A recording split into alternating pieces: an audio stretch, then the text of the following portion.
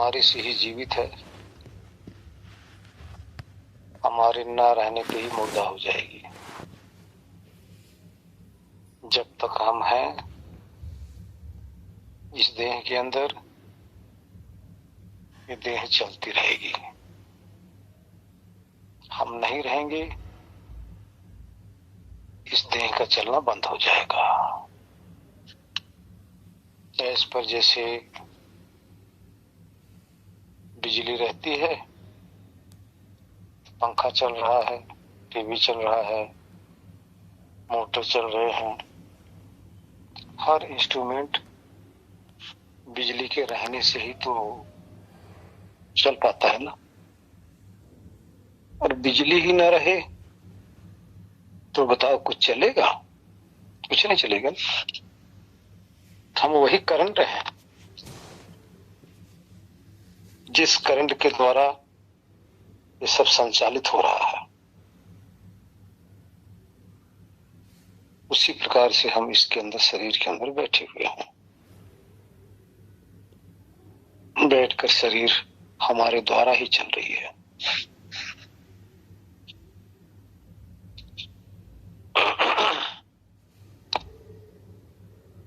यहां देखेंगे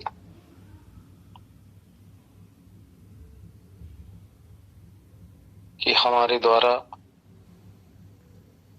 बोला जा रहा है, हमारे द्वारा सुना जा रहा है, जाना जा रहा है, मनन किया जा रहा है, स्मरण किया जा रहा है, चखा जा रहा है, सूंघा जा रहा है। सब कुछ का करता तो हम ही है ना। जिस दिन नहीं रहेंगे, न इसमें कोई बोलेगा, न इसमें कोई सुनेगा, न कोई इसमें जानेगा, न कोई सोचेगा, न कोई छुएगा, न कोई सूंघेगा। जब यही हमारी क्रिया, जब हम नहीं रहेंगे, बंद हो जाएगी। जब हमारी क्रिया बंद हो जाएगी तो इस शरीर को शमशान में ले जाके फूंक देंगे। अब विचार करो, फूंकते वक्त भी आग भी लगी रहेगी, तब भी बोलेगा कोई नहीं, तब भी सुनेगा कोई नहीं। आग की जो लपट होगी, गर्मी, उसको भी कोई बताएगा नहीं। तो अब जब मुर्दा शरीर के अंदर और जिंदा शरीर के अंदर, दोनों में यही तो भेद है। भेद क्या है? ये जो भेद है, जिसके कारण से सब क्रियाएं हो रही हैं और जिसके ना रहने से नहीं होगी,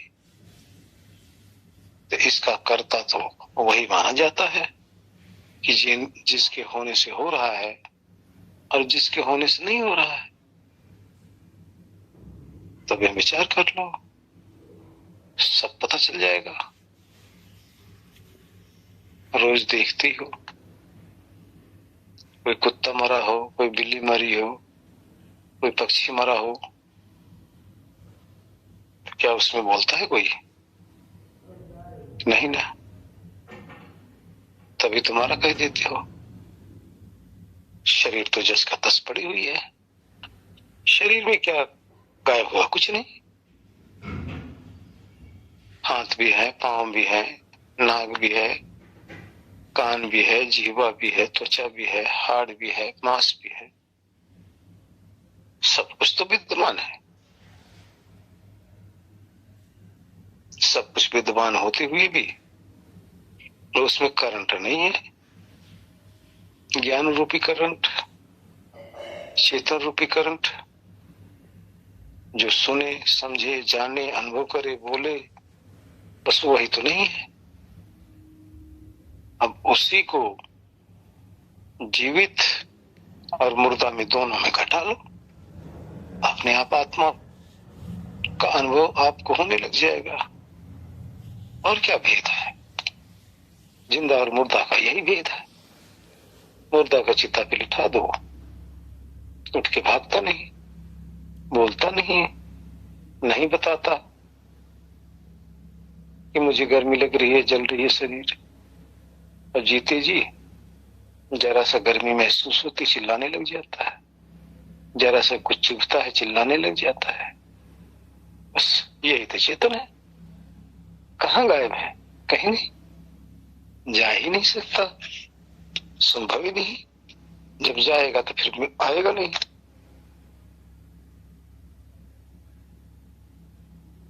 अभी है, अभी पहचान नहीं रहे हो, बाद में सारे पहचान लेते हैं।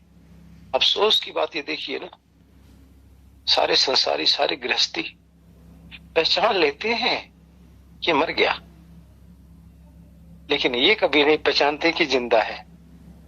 और जिंदा है तो है क्या, तो ये तो नहीं पहचान पाते, जबकि यही पहचान करनी। जिंदा है तो इसमें है क्या, तो वही आत्मसत्ता है, उसको अनुभव करना है, जीते जी करना है। मरने के बाद क्या कर पाओगे भाई? उसी को अपने इस जड़ शरीर के अंदर से अनुभव कर लो, हो गया कल्याण। यही तो आत्मज्ञान है। हरि। जब आप होश युक्त रहेंगे, होश युक्त का अर्थ है जब अपना भाव बना रहेगा तो दूसरा कर्म तो हो ही नहीं सकता। दूसरा का ज्ञान भी होना बहुत कठिन हो जाएगा, दूसरे की समझ भी बहुत कठिन हो जाएगी, क्योंकि उस समय समझ बनी हुई ना, अपना भाव बना हुआ ना। इस भाव के अंदर दूसरे का भाव आने नहीं पाएगा। जब दूसरे का भाव ही नहीं आएगा, कर्म ही नहीं बंधेगा, तो अच्छे बुरे की तो बात ही कुछ दूसरी हो गई। कर्म ही नहीं बनेगा, ना अच्छा ना बुरा, दोनों प्रकार के कर्म से आप वंचित रहोगे। इस तरह घटा के देख लो, अनुभव ना आए फिर कह देना। ये तो तभी कर्म बनता है जब ये होश दूसरे में लग जाता है, दूसरे का ज्ञान करने लग जाता है, दूसरे का अनुभव करने लग जाता है, दूसरे का बोध करने लग जाता है। और जब दूसरे का करता है तो उसमें आसक्त हो जाता है।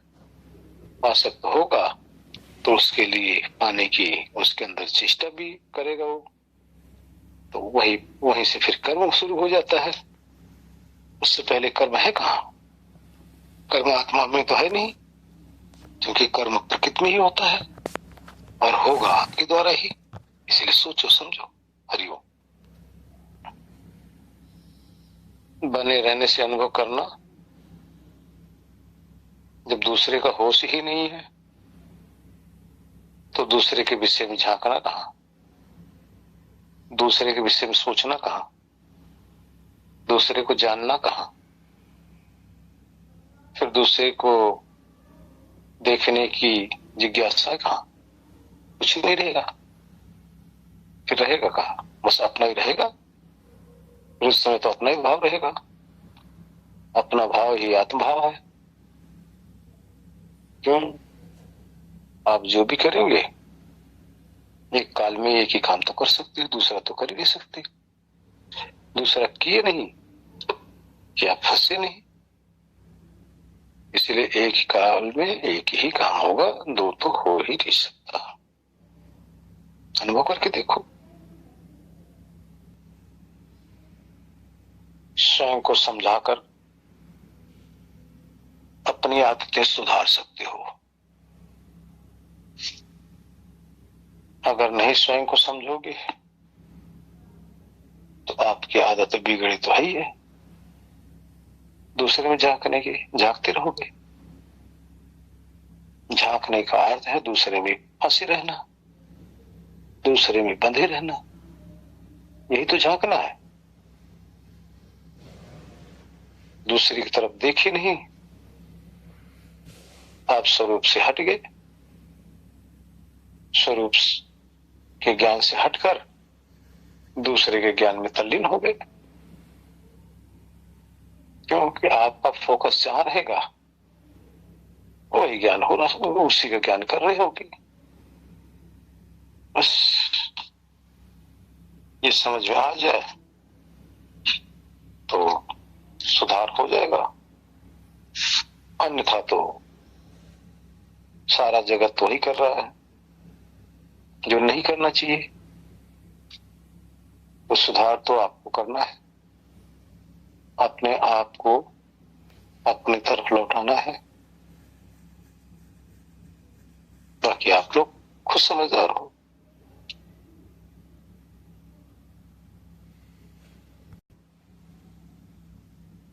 अर्थ ही ये है कि राग से बैर कर लेना, जिसमें देखो संग विच्छेद करो बैराग का। राग से बैर, बैर का अर्थ है किसी के प्रति राग नहीं करना। राग क्या है? आत्मा की आसक्ति किसी चीज में ना हो, ये बैराग है। और इस बैराग के द्वारा जब किसी में राग में नहीं है, राग ही नहीं रहेगा, किसी को हम पाना नहीं चाहेंगे, किसी से मिलना नहीं चाहेंगे, कर्म बनने का कोई चांस ही नहीं। अब यहां विचार करो, कर्म बनता कहां से है? अपने से या दूसरे से? दूसरे से कर्म बनता है, अपने से कर्म बनता नहीं। जब तक आत्मा के सानिध्य में दूसरा ना हो वहां कर्म बन ही नहीं सकता। राग द्वेष हुआ नहीं, कर्म बंधा। तो आप अकेले बैठ के देख लो, अकेले बैठ के देख लो, सिर्फ अकेले रहो,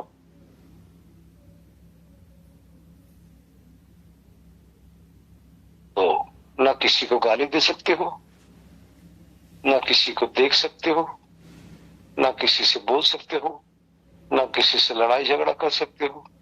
दूसरे से करोगे क्या? अपने से करोगे क्या? अपने से तो कुछ होता नहीं। जो कुछ होगा दूसरे से ही होगा ना। दूसरे से द्वंद्व होगा। जब दूसरा है ही नहीं तो इसी का नाम बैराग। जब राग ही नहीं तो कर्म कहां? असंभव है, कर्म हो ही नहीं सकता। कितना भी कोई कर ले, कोशिश कर ले, कर्म बन ही नहीं सकता। अब विचार करो, जब कर्म ही नहीं बनेगा आपसे, तो उस कर्म को भोगने के लिए आपको शरीर की आवश्यकता ही क्यों पड़ेगी? की आवश्यकता तो तब पड़ेगी जब आप अपने कर्मों को भोगने के लिए आपको जरूरत पड़ेगी। जब है ही नहीं, जब कोई कर्म शेष ही नहीं है, क्या भोगने आओगे? भोगने का अर्थ है उसका बदला चुकाने, लेन देन का। कोई लेन देन आपका है ही नहीं, मुक्त हो गए ना।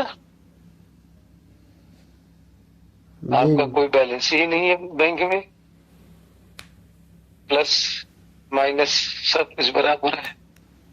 क्या करोगे बैंक में जाके, आप बताओ ना। जग मारने? और बैंक में जाओगे तो वहां से भगा दिए जाओगे, कुछ है ही नहीं तुम्हारे पास। कहेंगे कुछ डालो तब तो निकालोगे। तो ना है तो ना निकालने का है, ना जमा करने का है आपके पास। तो उसी के लिए शरीर रूपी बैंक आपको मिलेगी। तो आपको जरूरत नहीं है, क्योंकि होगा तो शरीर से ही आपको करना पड़ेगा। और मजे की बात कि जब आपके पास रहेगा तो आगे के लिए भी करोगे इसी तरह से। आगे के लिए करोगे, फिर बैंक बैलेंस आपका फिर बनता रह जाएगा, फिर बढ़ता जाएगा बैंक बैलेंस। फिर आगे करते रहोगे, पिछला खाते रहोगे, अगला कमाते रहोगे। तो कमाते खाते आपका कभी पिंड तो छूटने वाला नहीं है। ना कमाई छोड़ोगे, ना खाना छोड़ोगे। कर्मों का फल खाना हुआ और कर्म करना आगे कमाई करनी है। तो वरना तो कमाई करो भाई। और जो पिछला जो आपके पास बैलेंस है उसको खा लो, उसको खाकर चुकता कर लो। बैंक बैलेंस जीरो कर लो, बस जीरो हुए स्वरूप से हीरो बन गए, अन्यथा तो दरिद्री बने रहोगे इसके, इस प्रकृति के। और विचार करो, आप किसकी कमाई करते हो? प्रकृति की ही ना, संसार की ही ना, भोग की ही ना। अब इस भोग से आपको रोग मिलता है, भोग से शरीर मिल रही है, भोग से परिवार मिल रहा है, भोग से सब कुछ मिल रहा है ना। ये आपने सोचना है। परमात्मा का तो लेखा जोखा यही है। तो जब परमात्मा आपका हर क्षण का हिसाब का, लेखा जोखा का हिसाब लगाए बैठा है, अब अंत समय में आपका प्लस माइनस होकर जितना आपके पास रहेगा उस हिसाब से फिर बुला लिया जाएगा या नहीं बुलाया जाएगा, वही यही है जी।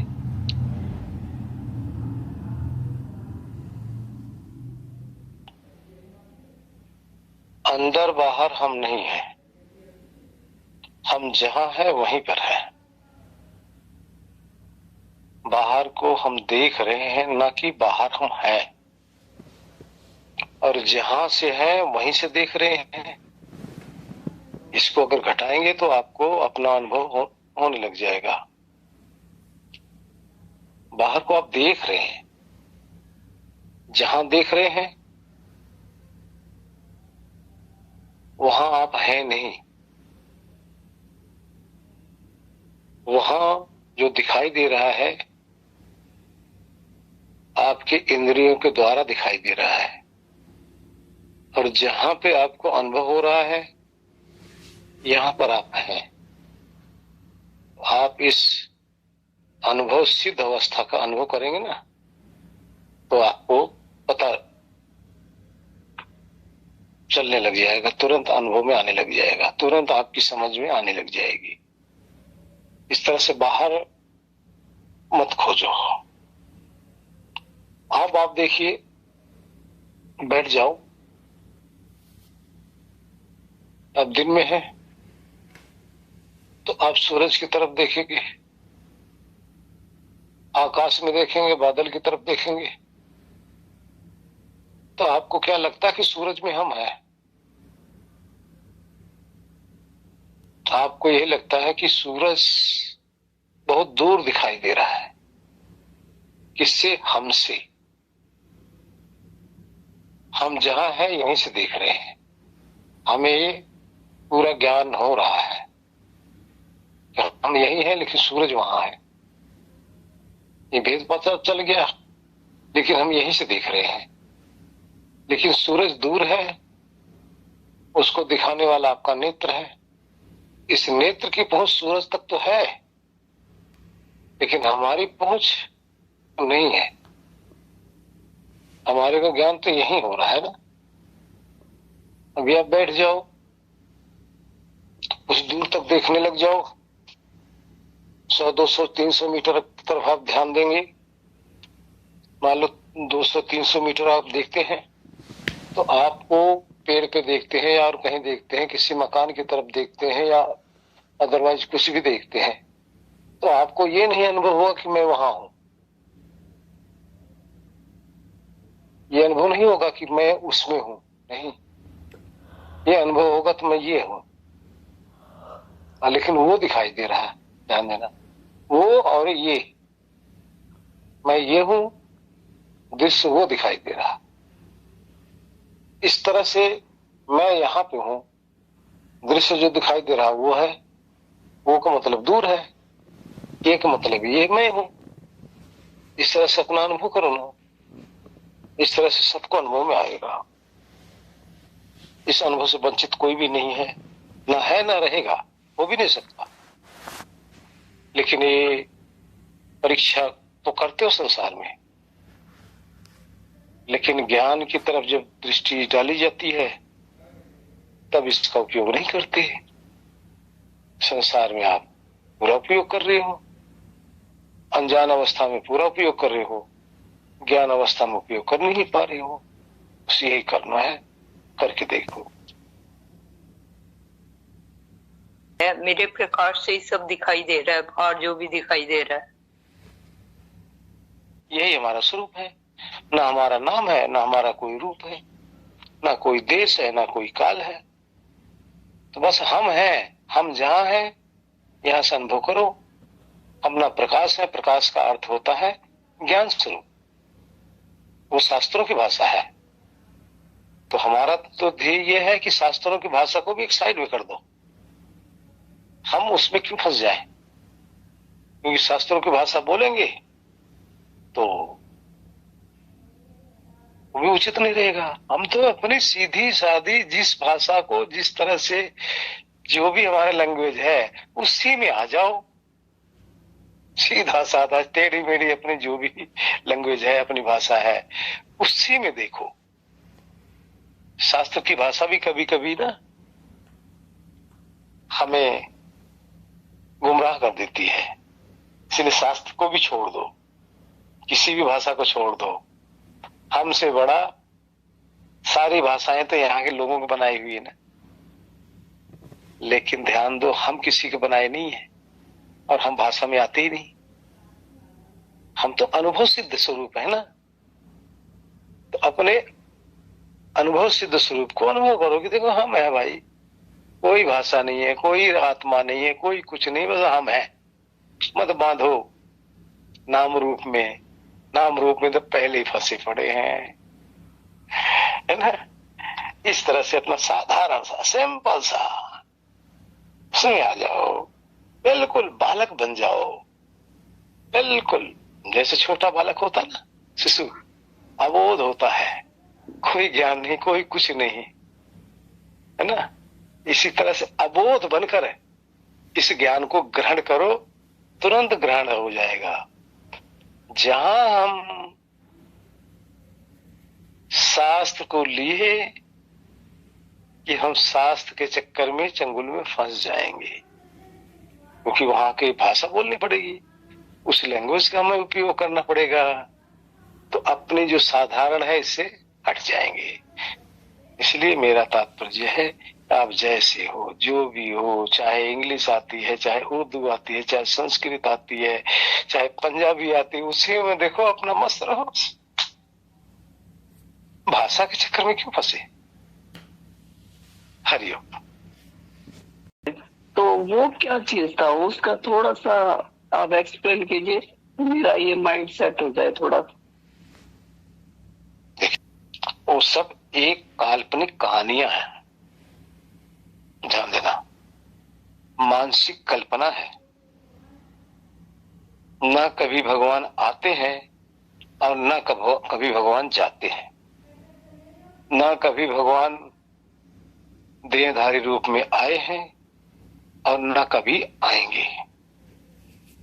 भगवान तो जो आकाश स्वरूप जिसमें आप चल रहे हैं, फिर रहे हैं, खा रहे हैं, सब कुछ कर रहे हैं, यही भगवान है। जो खाली स्थान आप समझ रहे हो, इसी के अंदर से सबकी उपज हो रही है और सब इसमें समाहित हो जा रहे हैं। ठीक है, वही एक सुप्रीम पावर है, वही एक शक्ति है। ईश्वर एक शक्ति है, व्यक्ति नहीं है। और ये सब जितने भी काल्पनिक कहानियां बनाई गई हैं, एक व्यक्ति के आधार पर बनाई गई है, जबकि व्यक्ति ईश्वर होता नहीं। व्यक्ति का देहधारी का अर्थ है जो देह को जो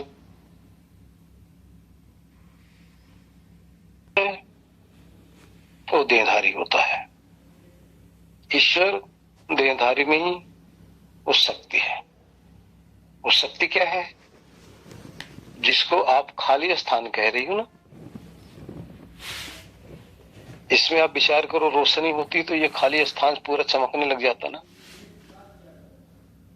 रोशनी नहीं होती तो खाली स्थान कैसे लगता है? अंधेरा में। अब विचार करो, ये खाली स्थान है क्या?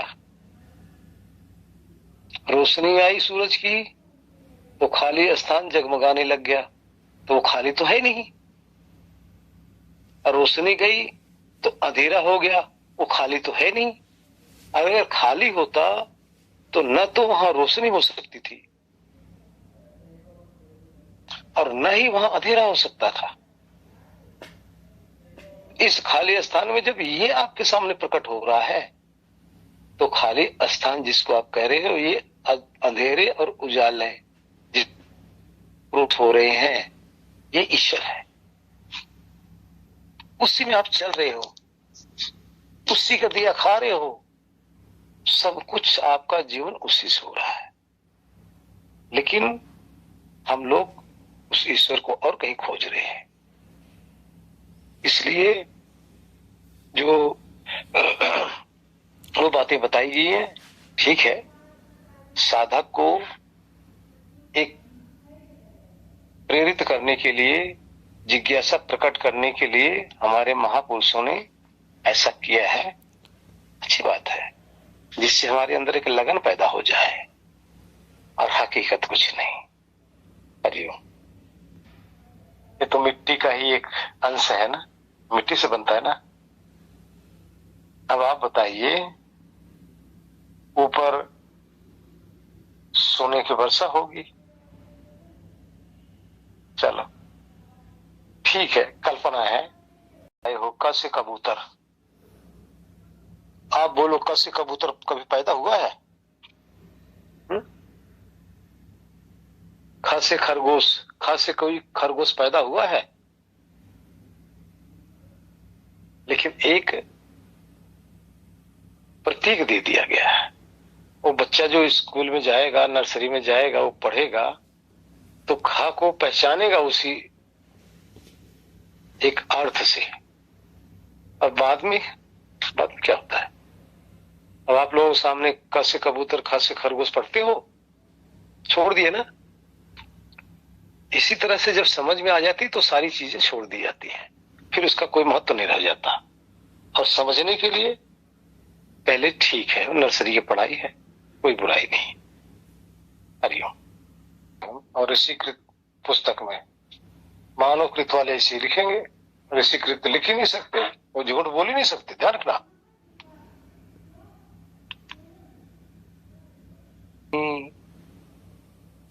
झूठ बोलकर किसी को बरगलाएगा ही नहीं, क्योंकि ज्ञान अपने में एक कसौटी है, खरा होता है। ज्ञान के अंदर मिश्रण कहां से होता है? अल्पज्ञता के कारण से। जिसमें अल्पज्ञता होती है तो वही सब कह देते हैं।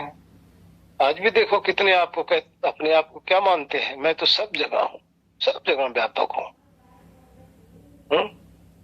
कितने क्या कहते हैं, मैंने तो सूरज बनाया है, मैंने तो चांद बनाया है, मेरा ही ओज, मेरा ही तेज सूरज के अंदर है।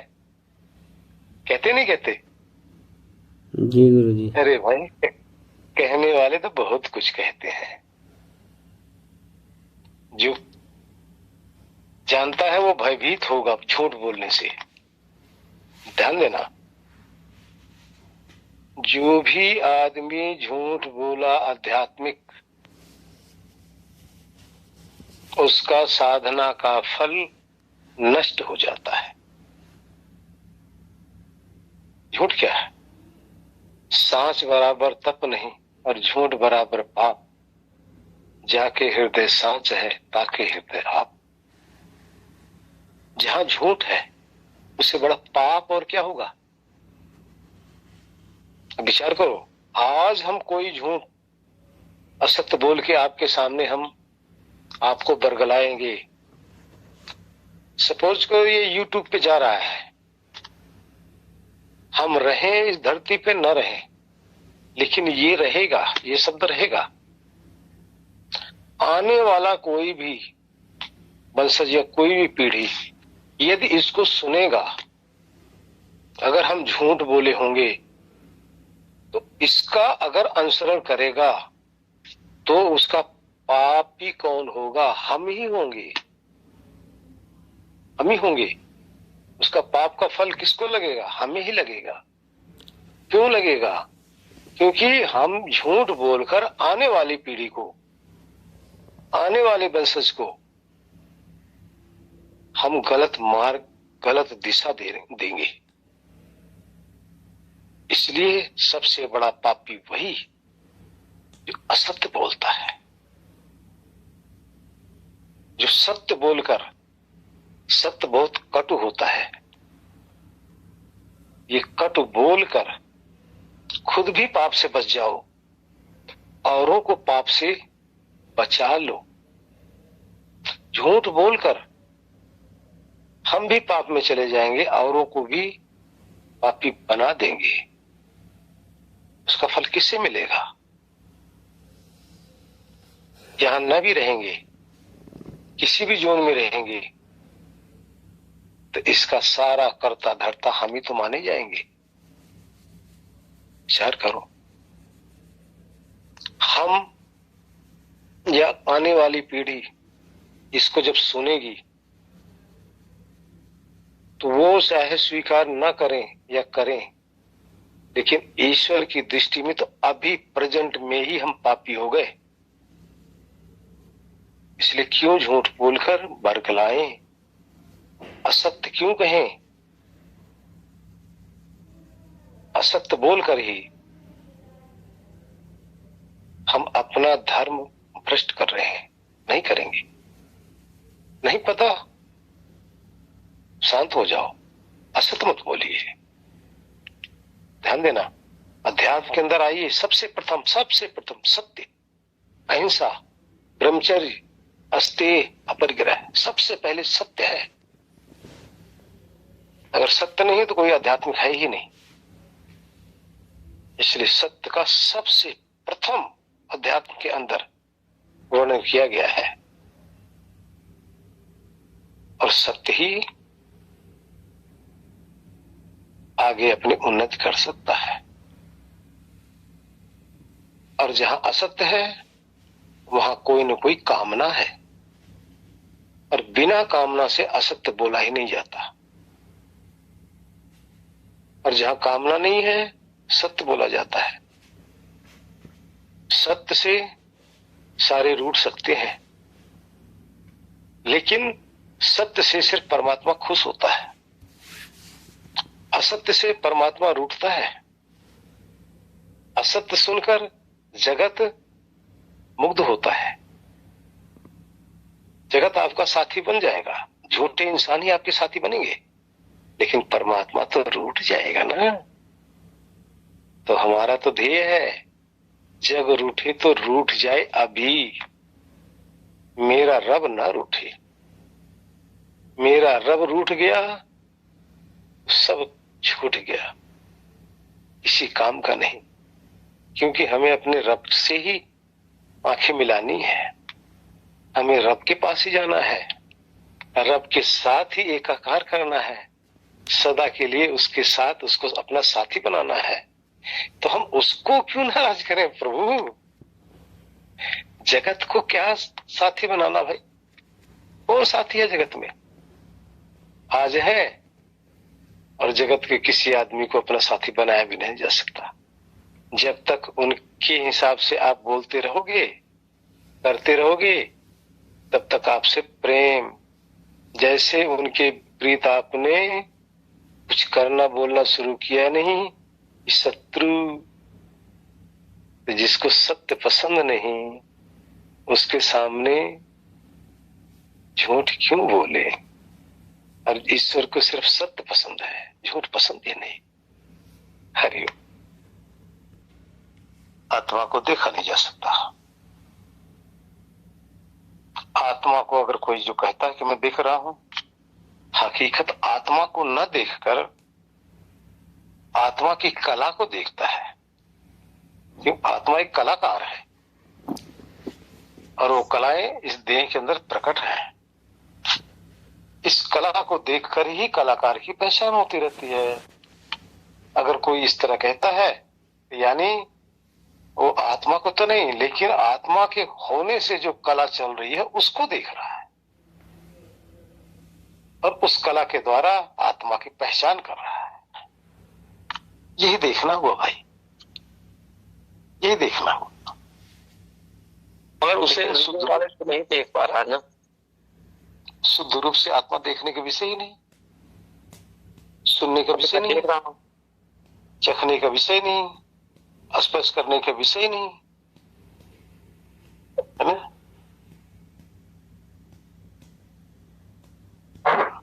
इसलिए सोचो समझो भाई।